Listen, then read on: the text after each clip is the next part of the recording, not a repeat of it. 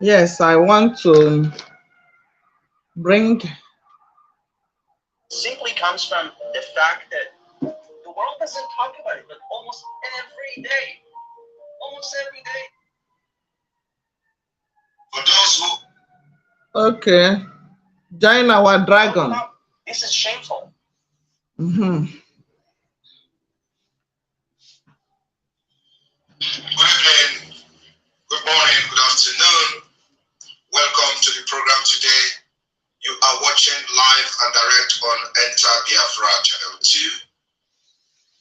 Voice of Biafra, VOB 97.5 FM in Biafra land, and on different platforms of the IPOB autopiloted media warriors across the globe. This evening, we are going to respond and address Chief Olusegun Obasanjo, the insult, the comment he made about Biafra, that Biafra is dead and buried. This evening, for those who are close to Obasanjo, I want you to make this video available to him. Maybe, just maybe, his unrepentant spirit will be delivered. I also wish to inform the Biafra people that today I have just been briefed about the health condition and the situation of Mazi Nnamdi Kanu in DSS dungeon. And to this note, we continue to demand the unconditional release of Mazi Nnamdi Kanu. And at the same time, we continue to demand the terrorist state of Nigeria to not allow anything to happen to Mazi Nnamdi Kanu. We know why we have been calm for a while. The continuation of this injustice against him, the continued detention illegally, detaining him in solitary confinement without access to medics, without access to adequate health care, will no longer be tolerated. Thank you for sharing. Sorry. That sometimes they believe that we just make noise on social media. We make noise on social media, and this noise making is part of the Biafra liberation. That's why Obasanjo have to run and go and meet them. We are keeping the DSS on notice that if Mazi Nnamdi Kanu in the next visit, we didn't see any change in his health situation, we are going to pick it up, especially against every DSS person in Biafra land.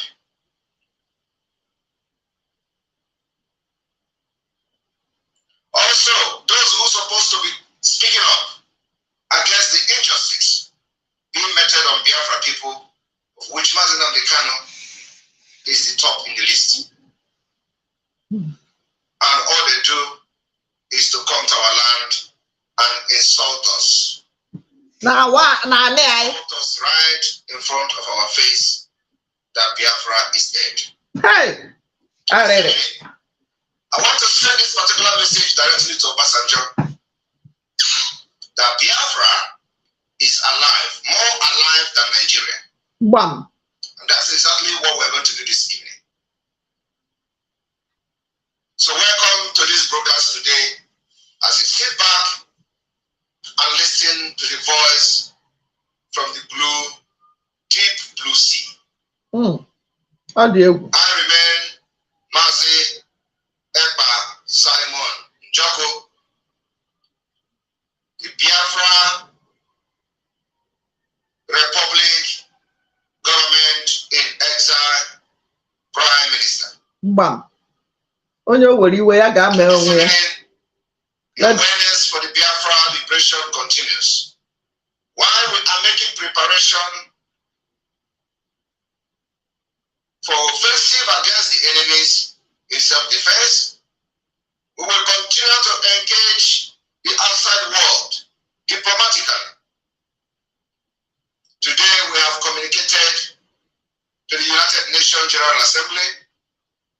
We are making moves. Next, we'll be communicating to other powerful nations in the world. We will also put a notice to the European Union. We will put in America on notice. Why we are going to be taking this step is so nobody will say we did not contact them. And I want to assure Biafran's people today, we are not relying on what we are doing today. We are not relying on all this putting them on notice. We are not relying on what we are writing to the United Nations.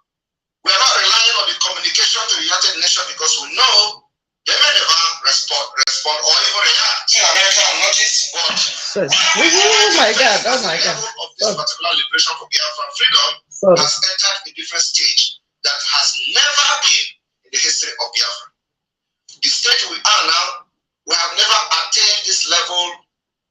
The momentum that this Biafra agitation or liberation have gathered has never been attained in the history of the Biafra. And for that reason, we need to revisit those doors that we knocked on during the time that we were agitating. Now we are in liberation, and the liberation phase has entered a new level. So there is a need for the Biafra government in exile to reactivate the diplomatic step and the process to remind those that have something to offer in different stage and in different level, so that by the time the Biafra people will take it head on with the enemies and occupiers and oppressors, those that are receiving our comment and communication will understand where this engagement will be coming from. So for those of you who will be telling us that, oh, IPOB has been writing, Mazi Nnamdi Kanu has been writing, there is a difference between agitation and liberation. We have gone past the level of agitation. We are now in the liberation phase of Biafra. Bam. And if out of envy, jealousy, greed, and ignorance, you find yourself outside the circle of the fighters that are making this movement to make this history today, have yourself to blame. I want you to understand that if you are still part of us now, you are very lucky. But I know that many people will continue to fall outside and they will continue to fall out of the track while the train will continue to move until we get to the destination. So those of you who find yourself among us today, you are privileged. Protect that privilege. Thank you for sharing. That privilege that has been given to you to serve Biafra people jealously. Because we are not going to condone any lackadaisical attitude at all. Anybody. The foundation to Biafra is being laid in a very solid rock. And we have to live by example. We have to show example to those that we are fighting for. We have to not just show example, but live exemplary life. In our work, in our jobs, in the position that we are elected into, until Biafra is restored. So this evening, let us start by playing the video of Obasanjo comment on Biafra is dead. And then we are going to respond to him and school him a bit this evening. Yeah. So all being their gods and all the obedient to them. All the obedient to them. The Nigeria Ministry of Foreign Affairs on Tuesday summoned the Finnish ambassador to Nigeria, Lena Filbaninian, over Simon Ekpa's latest remarks to obstruct the 2023 general election in southeast Nigeria. The ministry, who spoke through its representative, Subiru Dada, called on the Finnish ambassador to stop Ekpa from inciting violence in Nigeria from Finland with regards to the upcoming general elections. In the statement which read in part, Dada said, "We have had some time to ensure that we arrest the situation, but it appears the situation is getting out of hand, and we are saying enough is enough. We should let you know, in very strong terms, that it is high time you really back Nigeria with a quest that something is done immediately because it threatens the forthcoming elections." Zubiru Dada further stated that the threat that Simon Ekpa posed toward the upcoming election is very high, due to the large number of supporters he commands in Nigeria. Wow. This, in essence, is why we thought it was important for us to have the discussion with you, so as to let you know our concerns and the displeasure of the government of Nigeria and the people of Nigeria on this very unhealthy development. While alluding to the fears and concern raised by the Ministry of Foreign Affairs of Nigeria against activities of Simon Ekpa, the Finnish ambassador to Nigeria said, "This is an issue we have been discussing. We share the concerns, we have discussed the matter, and as I mentioned, our law enforcement agencies are in touch and are cooperating." They can do nothing. Also, Finland is not, as far as I know, of Nigeria and Finland, and is therefore, as you rightly said, protected and safe and sound in its home in Finland. But we have to take his rights into consideration as well. So we are right to work. It has to obviously be done according to Finnish legislation, which has very strong protections for freedom of speech. Yes, so. Obodo na-arụ ọrụ. Zoo, obodo ụmụ anụmanụ.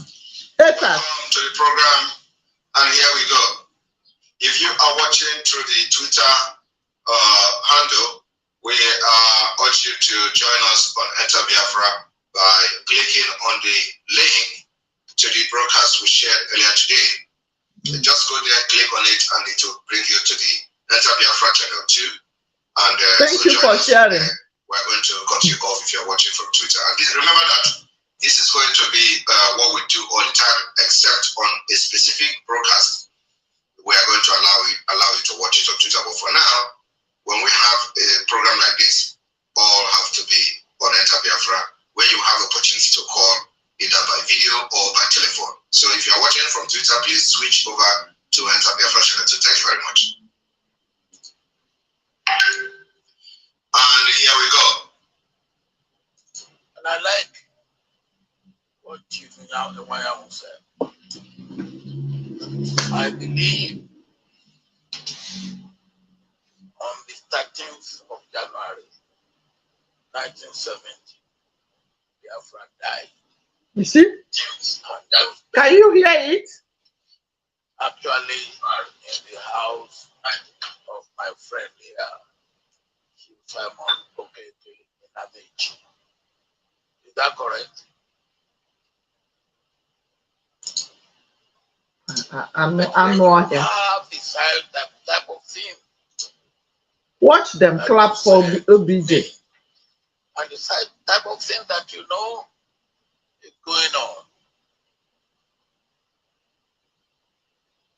What I call, as I have just called it, what do we do with it? I believe we have to go back to the scripture, which says we must conquer evil with good. Anọkwa na-ese ya foto. And whoever you A are, na-ese ya foto. Obere ọ ga-akụọrị ya aka. wherever people They will have been clap for him. afraid of you, you must make yourself friendly to those who are afraid of you. Does that make sense to anyone? That doesn't make sense to me. How can make any sense to When people are afraid of you, you must make yourself available to those who are afraid of you. It doesn't make sense. But I want to inform Obasanjo this evening. That it is Nigeria that is dead and buried. Bam. And you need to understand that. But if you do not understand that Nigeria is dead and buried by now, he's going to understand it before the May 29th, 2023. I want to remind Obasanjo, before Biafra War, before 1967,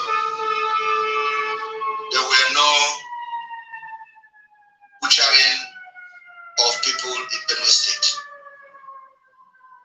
I want to inform Obasanjo that before 1967, there were no IDP camp in Benue State. Oh. I want to inform Obasanjo that before 1967 Biafra genocide, there were no Boko Haram visibly in any part of Nigeria. I want to inform Obasanjo that before the 1967 Biafra genocidal war, Yorubas were not being slaughtered by Fulani terrorists. I want to inform Obasanjo that in all these things and many more that I have not mentioned, what led to Biafra war was the killing of Ndi Igbo and people from the old Eastern region in Nigeria. Killing of Ndi Igbo, the pogrom against Ndi Igbo, just Ndi Igbo. Then, the other ethnic group has not joined the victims. Before Ojukwu decided to come to rescue Biafra people, the Benue were not being butchered.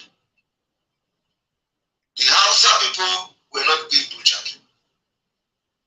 Other Christian indigenous people in Nigeria were not being butchered. Yorubas were not being butchered. It was only the Igbo people that was the target.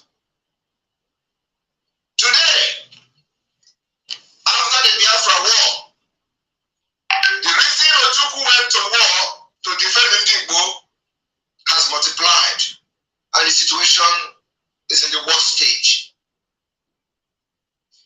What led Ndi Igbo to begin to declare independence of Biafra is now happening to the people of the Middle Belt. What led Ojukwu to decide to stand his ground and say that it is time we pull out of Nigeria is not happening to people in Yoruba land. What led to the Biafra genocidal war is now happening to other indigenous people in Nigeria. It is their turn. In addition to that, the killing of Ndi Igbo have increased from the killing of 1945, from the killing prior to independence, from the killing that led to the declaration of Biafra. How then a man who was part of the war fighting on the side of Yoruba people and Nigeria will come today in our land to insult our sensibility, insult our elders, insult millions of Biafrans that died without knowing anything about the war, insult the dead, insult those children, 3 million of them who were killed out of starvation in the name that Biafra is dead. If what led to Biafra war is now happening to other indigenous people,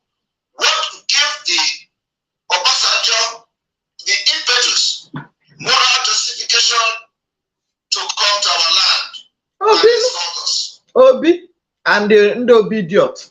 By saying that Biafra is dead. So I want to put it to him today that it is Nigeria that is dead, not Biafra. Obasanjo is dead. He's going to be alive to watch how Biafra will bury Nigeria this year. Oga when the ground and put Nigeria inside. You know what I mean? Nigeria will be buried this year. And Obasanjo will witness it. Obasanjo has become a national disgrace. He has become a national failure. The blood of the Biafra running after him. And he is going to be disgraced, before he will join his ancestors. Mark my word.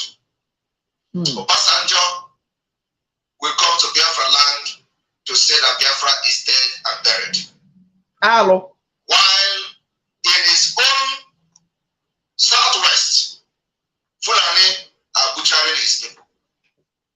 Obasanjo, in the midst of the killing of Ndigbo, owning their businesses in Lagos, he came to our land to tell you and remind you that Biafra is dead. If Biafra is dead, why are you owning the Igbo businesses in Lagos? And Obasanjo uttered a word, either in condemnation or condemning the attack against Ndigbo in Lagos. The answer is no, which means he is in support of it, which means Obasanjo is still fighting Biafra war, even after having served Nigeria as a president. He is still fighting Biafra war. If he is not fighting Biafra war, as Obasanjo, as he claimed to be statesman, taking any decisive step to caution those who were attacking Ndigbo and burning their markets in Lagos. At least, it's his people. Only for Obasanjo to carry his dead body to Biafra land to insult us. And of course, those people that will always come to write against Samonekpa will be there clapping for him. Very shameless elders. Mad people everywhere. Tell Obasanjo that the Biafra government in exile has been activated and Simon Ekpa is the prime minister. And from the activation of the Biafra government in exile, we are going to bury Nigeria this year. Mark my word, we will bury Nigeria this year and get our freedom. And if Obasanjo is going to be an obstacle, he will also be buried. He said, everybody that fight for Nigeria has always died. If you serve Nigeria, you will come back this year. Thank you for sharing. Please write he said for me. Should be praying for forgiveness from God for participating in an injustice, for participating in genocide that has not paid off. The Biafra war, trying to save one Nigeria, has become the biggest mistake. That whoever participated in that war, fighting against Biafra, today, their people are being slaughtered. That man participated in the Biafra war against Biafra in Nigeria. His people is being slaughtered. Go on. Today is being slaughtered. Obasanjo, who claimed that he has captured some officers and surrendered them to Gowon, his people is being slaughtered. In Ogun State, Fulani terrorists have killed many people where Obasanjo come from. And he has paid the price of fighting against Biafra. So if anybody should be talking about what is dead, that Biafra is dead, it is Nigeria that is dead. And like I said, Obasanjo is dead too. Biafra government in exile, we are going Thank you for sharing. This year.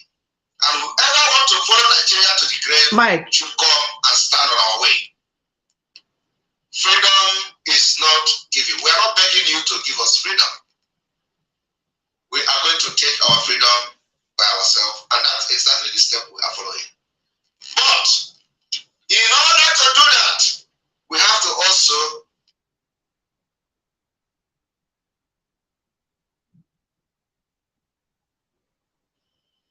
just for formality. Thank because you. we know they are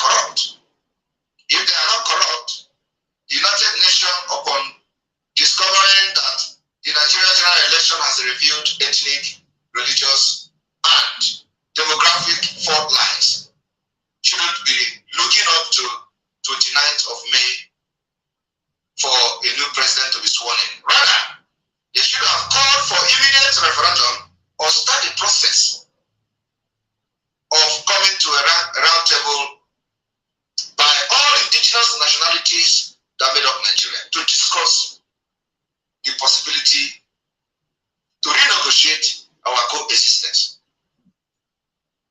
and apply all the mechanism in conflict resolution. But that is not happening. So all they do is to sit in their comfort zone and tell you, you must be one. Let us try. And Obasanjo haven't seen the momentum the Biafra liberation has gained. All of them were panicking. Obasanjo had to travel all the way from his nonsense farm home up to Anambra to congratulate Soludo. He did not come to congratulate Soludo for. Obasanjo said he never wanted Soludo to become governor in Anambra State. And he come there with his big nose to insult Biafra people. I want Obasanjo to understand that if Ojukwu was a radical Igbo man, we are more than radical than Ojukwu. Bam. I am telling you the fact. Radical for Biafra. I want to know that those Radical for Biafra. people from 1967 to 1970, if you think that they were radical, we are more than them, and we are ready to get our freedom. We are going to fight even more than them. So do not think that Ojukwu have a strong head and he led Igbo to war. Ojukwu did not lead Igbo to war. It was the Nigeria that brought the war against Igbo, and Ojukwu had to fight to defend his people. What Chief Nyawo said, I believe on the 13th of January 1970, Biafra died. Hey! Alo. It's an insult Alo. that this man said that Biafra died, and I've just given you instances what led to Biafra, that actually it is Nigeria that have died, and we are preparing the burial arrangement of Nigeria. Nigeria have died. The reason why a Muslim ticket can sell today in Nigeria is because Nigeria is dead.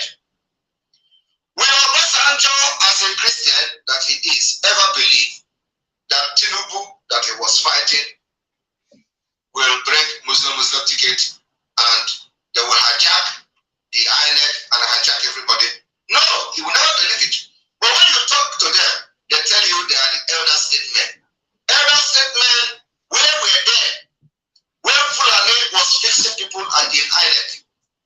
Where were these elder statesmen where Fulani hijacked the police? Where were these elder statesmen where Fulani hijacked the military?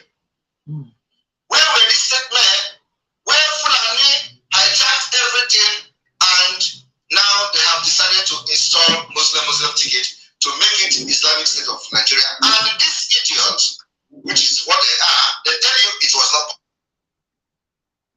Thank you for sharing. Muslim ticket cannot work in Nigeria. That Nigeria is a secular state. What do you call Nigeria now?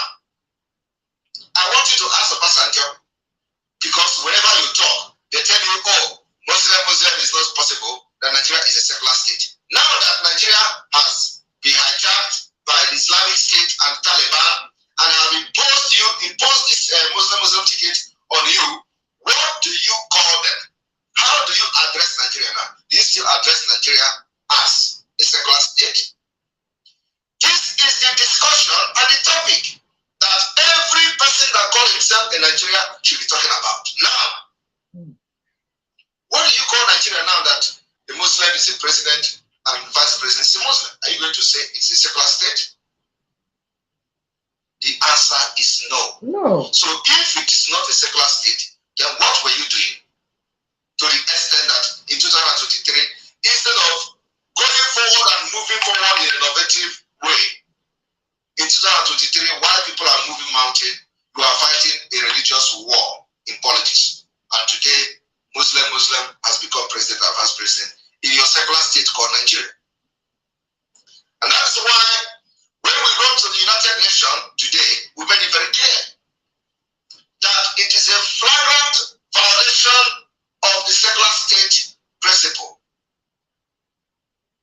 The secular state principle in Nigeria has been violated with impunity by even allowing a Muslim ticket to even go into the poll to be elected or hijacked or selected as elected people.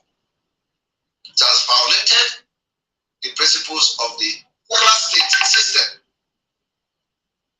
Hey. And if by now you are still looking at Simon Ekpa as a troublemaker, you are an idiot. It's about You are idiot. an idiot. If If by now you are taking that a separatist group, as you call us, I don't know where you know how you got to the point that we are a separatist group. We were never one country before. So how do you call us a separatist group? When we were forcefully joined together in 1914, where everybody consulted, no. we had an agreement which they said after 100 years, whoever wants to leave shall leave. The question is, was that kind of agreement existed or not? Is there agreement like after 100 years in Nigeria, with anybody who wants to go, will go? None of these people have come publicly to say yes, there is disagreement, or no, there is no disagreement with proof. So, how do you come today in 2023 and you sit and watch that Nigeria, who you cherish so much with your secularism, is now a Muslim ticket? It was before now, from 2015, Muslim taking over in all the government sectors. From police to military, from military to Air Force, from Air Force to Senate, from Senate to the executive, from the executive to the port authority to immigration to everything, they took over. While you were busy preaching this nonsense and insulting our people, because you can't live more than 20 years anymore, you die off. And then you want people, you want to remain Obasanjo with a former president, a very corrupt man. Obasanjo was the one who wanted a top 10. He was the founder of corruption in Nigeria, in the democratic era of Nigeria from 1999. And one thing why I'm not even pitying most of these people is that when you talk, they say Obasanjo regime was favorable. Favorable because it was a criminal regime. Obasanjo administration was favorable. And many idiots will tell you it was favorable to Igbo because it was a criminal administration, corrupt administration, where money can buy anything. Obasanjo wanted to use money to buy top 10. He paid people off in millions. Everybody knows that. Yet, he is still talking about one Nigeria. How can somebody who deliberately want to buy top 10 will be the one to advise the people? Will be the one that people will gather to listen to and start speaking rubbish. Top 10. Will be the one now that is going to be advising on a democratic process. A man that was buying democracy with money is not the one that should advise people about democracy. I want you to understand that for Obasanjo to have participated in Biafra war without any apology after that, to come to our land and speak this nonsense, that every elder that was part of this particular gathering is enemy to Biafra people. All of you. Bam. All the obedience. Despise you. All of you are enemy of peace. Because what you should have asked Obasanjo to do is to first of all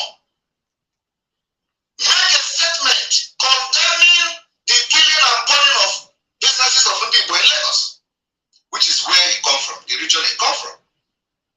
Instead of you to come here and warn the people that are living in Lagos State, that are hiring the top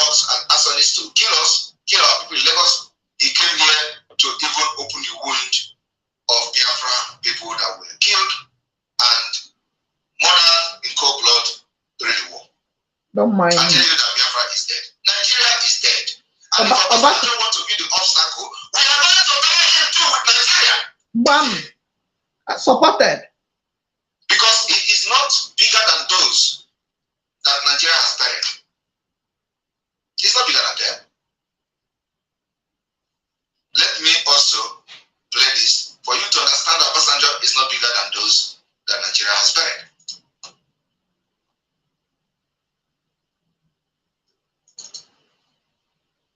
On the 24th of March, 1999, the news of the death of retired Major General Babatunde Abdul-Baki Idi-Agbon rocked the nation. The man who was once the de facto vice president of Nigeria under the military government of Major General Muhammadu Buhari Yes. dead. He was only 56 years old, circumstances with many controversies surrounding his death. Many accounts of his death have been played, with many pointing accusing fingers at the government of General Abdul Salami Abubakar. Tunde Idi-Agbon, who was of Fulani ancestry, was born in Ilorin, Kwara State, on September 14, 1943. A trained economist, he was a man who utilized the privileges of several offices he held to promote nation building and national development. He demonstrated absolute honesty, loyalty, and comradeship to the extent that over 2 decades after his death, no one has accused him of any form of moral or financial corruption. As Buhari's deputy, Tunde Idi-Agbon was a no-nonsense, never-smiling soldier and a disciplinarian. Regarded by many as the engine room, the brain box, and the star boy of Buhari's military government, he worked seamlessly with Buhari throughout and was given free hand to operate. That Yeah. alluring working relationship saw him dominating the government so well that for the first and only time in the political history of Nigeria, the names of the head and his deputy were used to nomenclate the administration as the Buhari Idi-Agbon regime. While performing the Lesser Hajj in Saudi Arabia in 1985, as a guest of the King of Saudi Arabia, Idi-Agbon learnt about the Babangida-led coup that overthrew his government. Despite pleadings from the Saudi king to stay back, he refused and took the next flight back to Nigeria. Mm. On arrival, he was placed under house arrest for 3 years. And Oh. after his release, he retired to his hometown, Ilorin, and lived a very quiet life. But what killed him? On the 30th of March, 1999, Professor Olurotimi Farkeya, the chief medical director of University of Ilorin Teaching Hospital, disclosed that the medical diagnosis cannot be revealed without the permission of members of the deceased family. He, however, confirmed that he did not die of cholera, as was been speculated in some quarters. And when the members of Idi-Agbon's family were approached to speak on what killed the late general, none of them was willing to talk to the reporters. But the refusal on the part of the family to talk only helped to spark even more controversies about the death of their patriarch.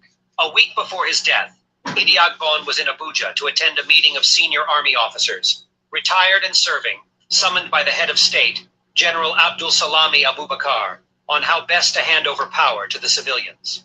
He returned to Ilorin on the 19th of March, and he was fine until Tuesday, the 23rd of March, when he complained of a slight stomachache, Mhm. but the pain only Poison. worsened. Around 10:30 p.m., he was rushed to the University of Ilorin Teaching Hospital, where the medical director led 5 other medical consultants into an unsuccessful battle to save his life. Unsubstantiated claims of poisoning trailed his death. You see, I'm Some people believe the late general was poisoned during his last brief visit to Abuja, in Abuja. citing the following reasons. 1. Professor Farkeya had to seek the attention of the Kwara State Military Administrator before Idi-Agbon was admitted to the teaching hospital, the same hospital he had been using before the incident. They asked why he involved the governor in Idi-Agbon's private medical issue. 2. Idi-Agbon's medical file was reportedly removed from the hospital's records department by Farkeya.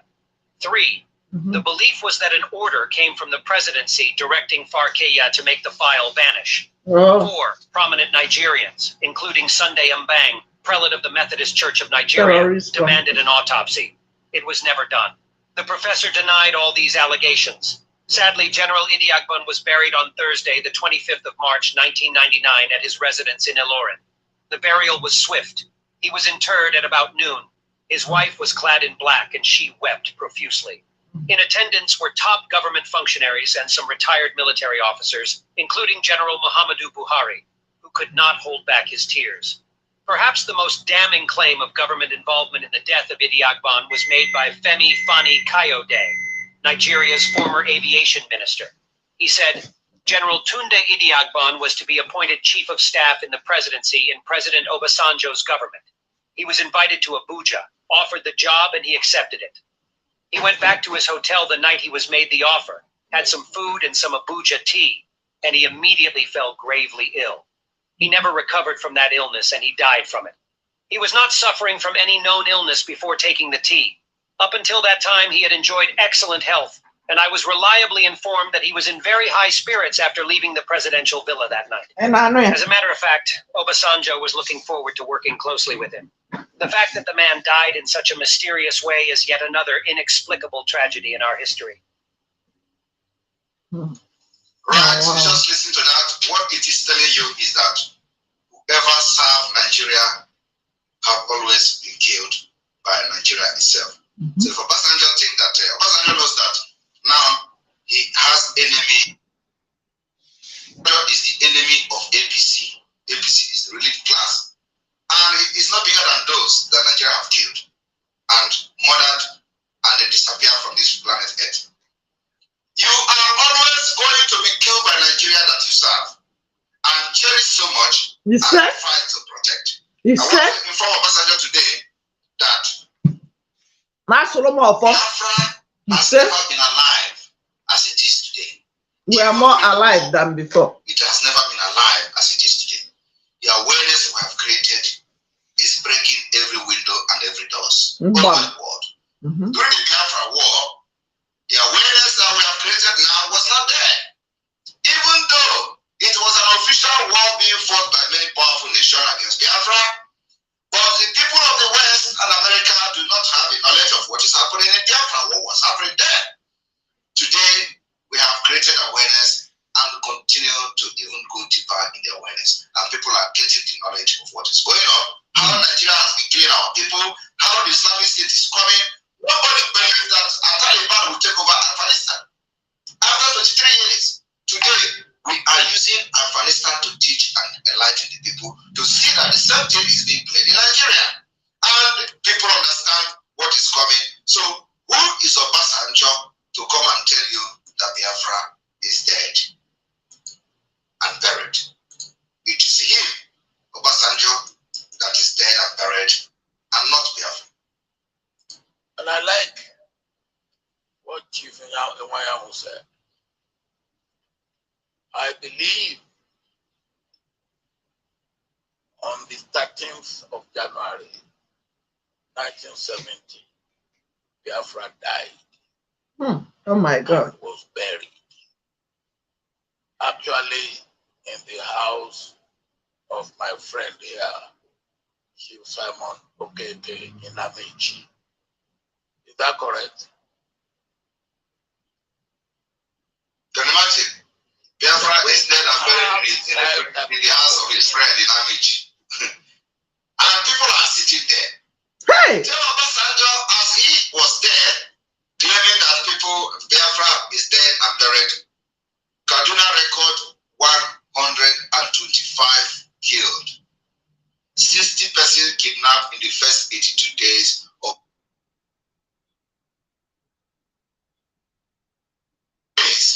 of 2023. 125 people killed in Kaduna, 60 kidnapped, and it was not like that before the Biafra war. So you think that if Biafra goes to war today, Southern Kaduna people will join Nigeria to fight against Biafra? The answer is no. That's how they've been When we thinking. go to war again today, every people that is being slaughtered in their village, their military, their people in the army will now pick up arms to fight against Biafra. It's not possible. And even if they come, we're going to finish them. Because today, we are more rugged than what we were in 1967 and 1970. Today, we have men and doors has been opened. What we are looking at now in the government of Biafra in exile is building diplomatic ties to the enemy of those who believe that they can use intimidation to continue to put us in one Nigeria. We make friends with their enemy. will make friends with even their worst enemy if that is what it takes. And I want you to understand that the Western world need Biafra more than Biafra need them. That's a fact. They need us more than we need them. Yes, sir. They need our natural resources. Chinese need us more than we need them. They need our natural resources. They need all the minerals we have. They don't have it. Yes, sir. I want you to understand that America need us. More than. Because at the end of the day, unity beggars. That's why they are forcing us to the be nation united. of Biafra will be the pillar of West Africa and by extension, the pillar of Africa. And there is nothing you can do trying to exterminate Biafra people from the face of the planet. It can never ever work except there is no God. And we believe there is God. You did it to the Jews. The only problem is that the Biafra people, with the chance that the Fulani are putting in the cow, when they eat it, they become like zombies. They are being controlled by the charms of the nomadic people. Otherwise, am I supposed to be the one coming to tell you your problem? No. I don't live in Nigeria, but I'm here telling you your problem. The problem that some of them don't even get information. That's why the fight for Biafra is completely a different fight. Unlike what you see in any other part of the world, where people have fought for their freedom and have gotten their freedom. The fight for Biafra is completely a different thing. You don't fight, Biafra people will not fight Biafra the way the Bangladesh fight in Pakistan and got independence. No. We're not going to fight like South Sudan. No. Our case is peculiar, it's very different.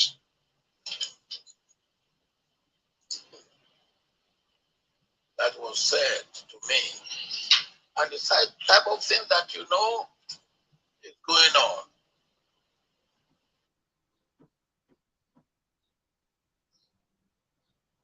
Thank you for sharing. As I have just Make sure you like this video. Share it for video to them. I believe they are the one that gave him ladder to climb up. Which says we must conquer evil with good.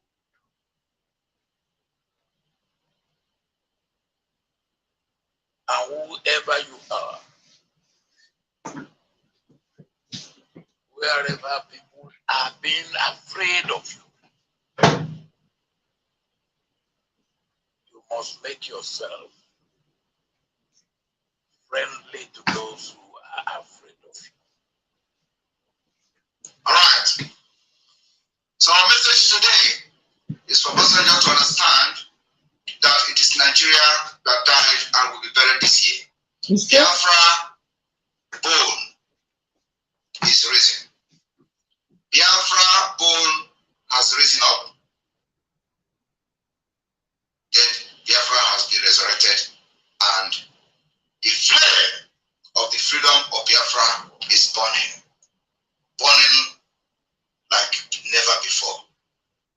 Nigeria, on a daily basis, witness the impunity which is a so-called Fulani herdsmen extremists who share an ethnic and religious identity with President Buhari and the Fulani elite, which now dominates all key institutions in Nigeria. Open an investigation specifically into the wide-scale and systematic killing of the civilian population, and most notably targeting the indigenous people of Biafra. Clear that now we put the Biafran issue on the radar screen of the government, of the Biden administration, of Congress. Ongoing and wide-scale systematic killing of the civilian population, and again, specifically targeting the IPOB. Of weapons being used against the Biafrans, but affirmatively supporting an effort to have an independence referendum organized and conducted by the United Nations as begun in South Sudan. Formally open an investigation and look into what we are identifying as a genocide that's being committed by the Nigerian government and extremist Fulanis against the indigenous people. There's been nothing in experience since 1960 to suggest there simply is not a way, given the history of division between Fulani and the Biafrans, to think that they can coexist under a single sovereign rule.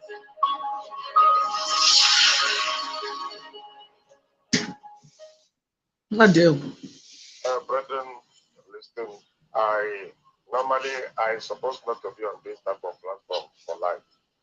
And normally I don't join this type of group. There's something made me to do so because it was a job given to me. And since Elohim have data today, let me say this thing again. I am not supposed to, but listen to me and listen attentively. It will be a long speech.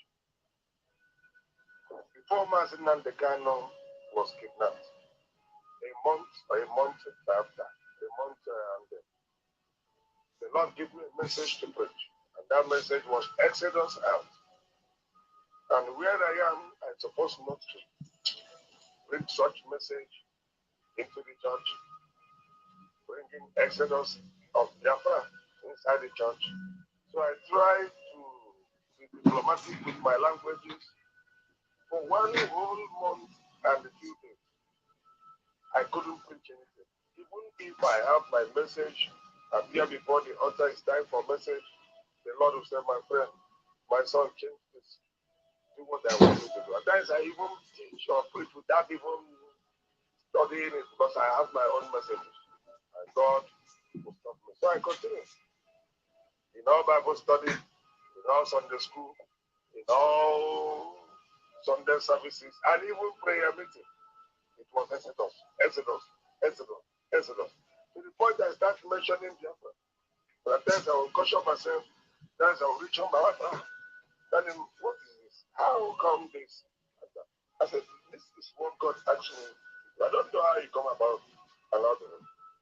After 1 month and some few days, Malami announced that Nnamdi Kanu was kidnapped and then brought to Nigeria and taken to court.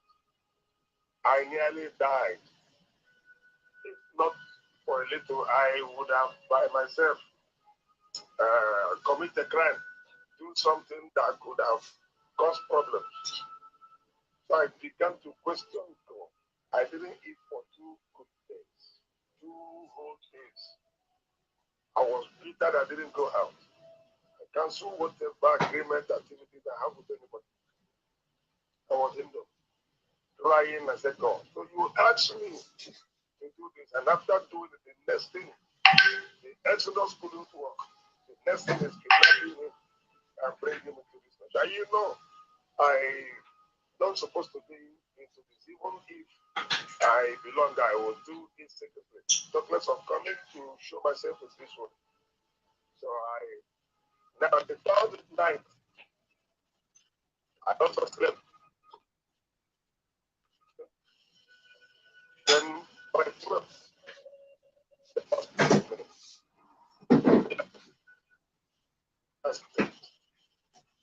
How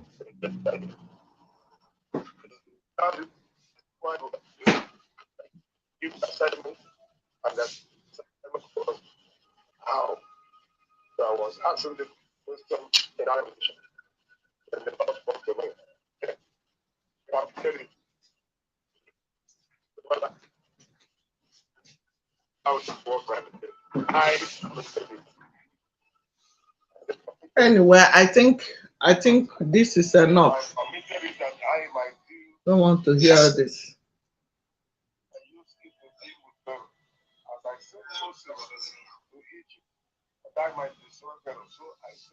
So, Biafran people, I think you've had it from Simon, from the horse's mouth, from Obasanjo, Obasoma, Obaso Deadwood.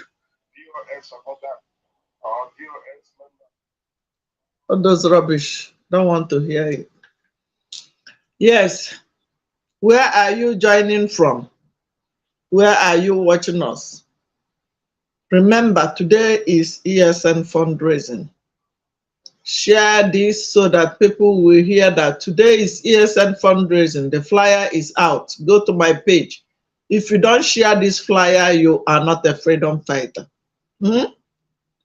Because how do you want to fight with your mouth alone? No.